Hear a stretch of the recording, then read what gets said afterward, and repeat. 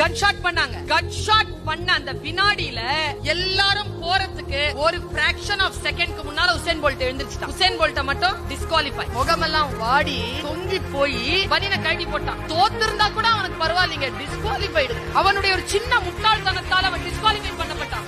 2012 அந்த வரிசையில அவன் உட்கார்ந்திருக்கான். அவன் பிராக்டிஸ் பண்ணும் போதே என்ன ஒரு மிகப்பெரிய விஷயத்தை சொன்னான் தெரியுமா? என் அவமானத்தை நான் துடைக்க வேண்டும் என்றால் வெறும் தங்கப் பதக்கம் போதாது, இந்த உலகத்தில் இதற்கு மேல் ஒரு மனிதனால் ஓடவே முடியாது என்கின்ற அளவிற்கு நான் ரெக்கார்ட் பிரேக் பண்ணாதான் என் அவமானத்தை நான் துடைக்க முடியும்னு சொன்னா பாருங்க. 10 செகண்ட்ஸ்க்குள்ள எவன் ஓடனாலும் அவன் நரம்பு கிழிஞ்சிரும். அவன் 10 தாண்டாம நின்னு 9.58 முடிச்சான் பாருங்க அந்த ஓட்டத்தை. அவன் தான் வேர்ல்ட் ரெக்கார்ட் பண்ண. அதனால தான் சின்ன ஸ்கூல்ல படிக்கிற குழந்தை கூட who is the world record in running அப்படின்னு கேட்டு பாருங்க, உசேன் போல்ட் அப்படின்னு சொல்லுங்க.